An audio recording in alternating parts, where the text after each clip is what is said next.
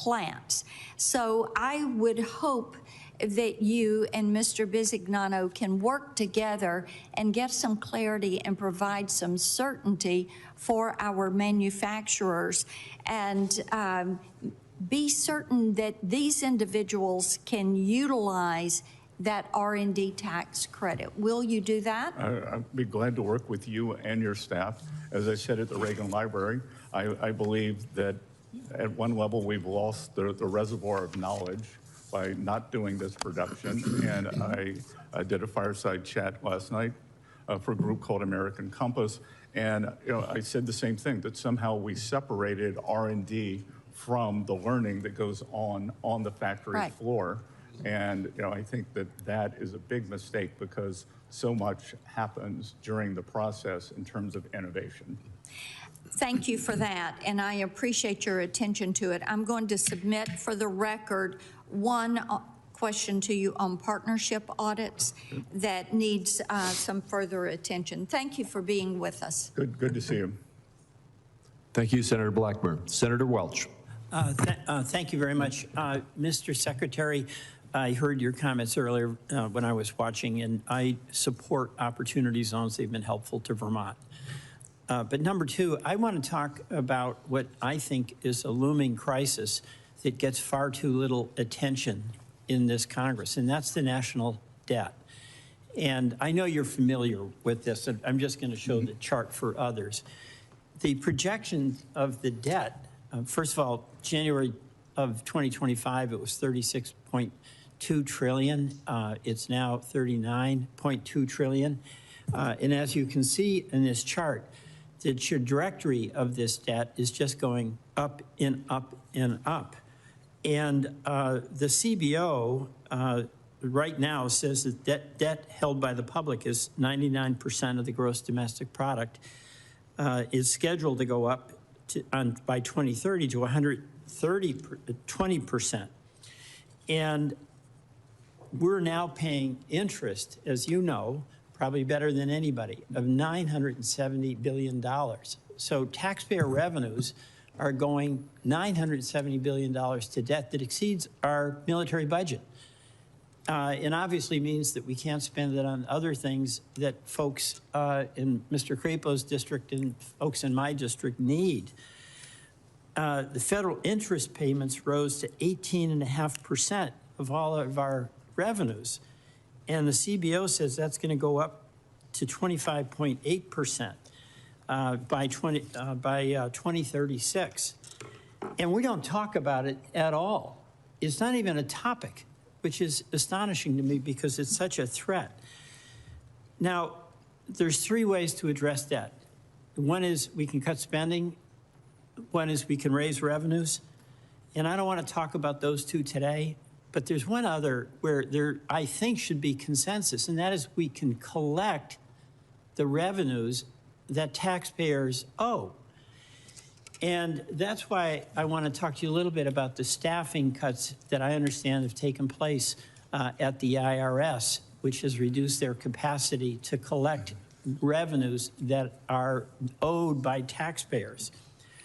In fiscal year 2027, the IRS enforcement funding was cut by 18%, 28%, or pardon me, 2,800 staff positions were reduced. And that's in addition to 26% of revenue agents lost in 2025. And I've got a revenue chart here this was prepared by the Peterson Foundation, and I find them to be extremely credible on debt issues. I don't know if you share my high opinion of not anymore. Well, I think they've lost their way. Well, all right. We will disagree on that. Okay. I find them to be an extremely credible source.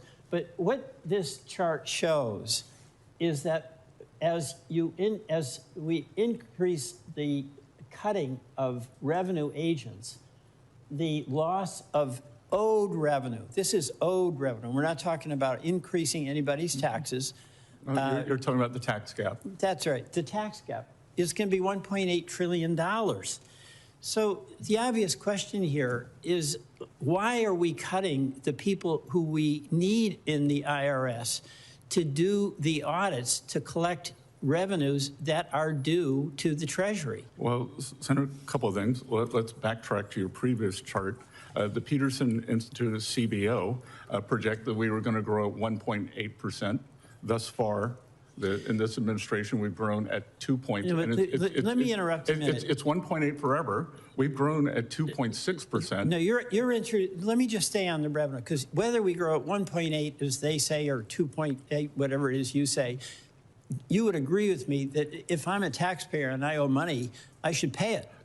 And I can tell you that more bodies does not equal better collections. So you just disagree that... Here, let me read you something. So I think that they would agree, TIGTA, which is the IRS, the internal reporting system, all of these employees who were hired, that a whistleblower in Atlanta came out and said a 25-year IRS CI employee who trained 2,700 new IRS agents. I'm going to have to interrupt because my time is running out. I'll be happy to send this to you. Please to show you why it's a complete fallacy. Last year we had recoveries up, collections Can I up. just get a little extra time? Because I thank you, Mr. Secretary. 30 Number seconds. one, I absolutely believe that the people who owe money should be paying that money, and that we should have assertive enforcement in order to get that collected, regardless of what the growth rate is.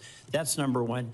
Number two, one of the things that is happening is we've withdrawn from the global effort for coordinated organization for economic cooperation, and companies are now using these low-tax dodge countries.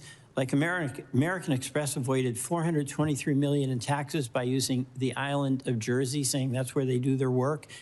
Black & Decker cut their tax bill by $269 million. Is that something that we should tolerate? No. Thank you. And will you do something about it? Again, it's a complicated question. And I'm happy to come to your office, happy to do another phone call, as we've done. All right. I will follow up on but that. I do want to send this TIGTA report that shows that new agents were a disaster. Senator Tillis. Thank you, Mr. Chairman.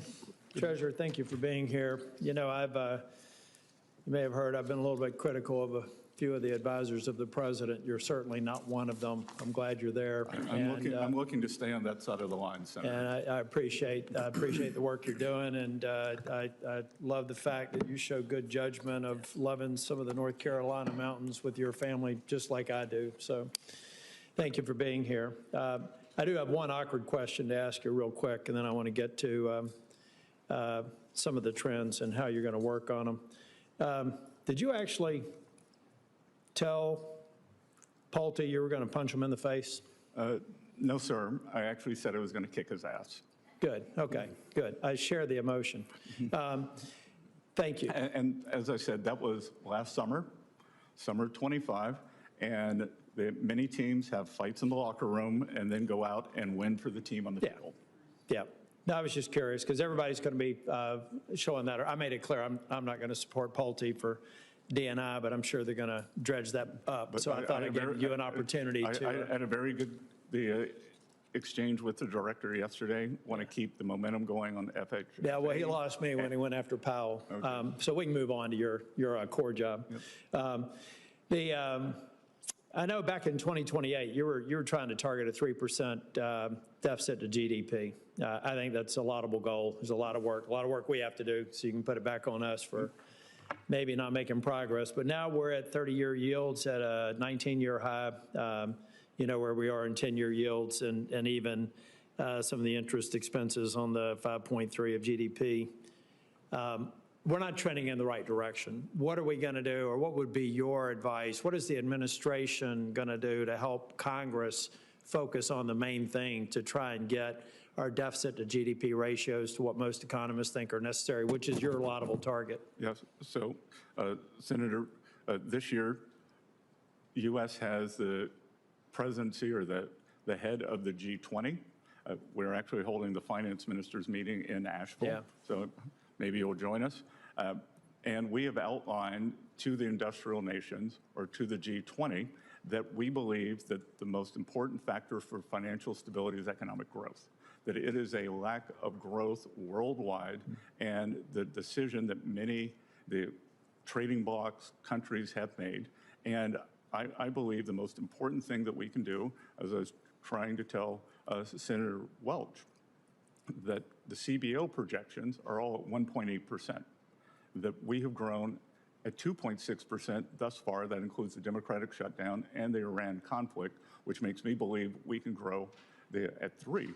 So if the CBO is wrong in their first year, how can they project out 10 years? So I think that growth, the constraining spending and a growth agenda will do this. And I may submit a question for the record that has to, I have to believe that global growth and U.S. growth is somewhat, we are seeing great growth numbers. But I do think there's a lot of uncertainty out there, and I have to believe that that's keeping some capital on the sidelines. So we could even see greater ones. One of the areas where I think we've had some confusion, I asked Ambassador Greer last year, whose throat do I get to choke at the Liberation Day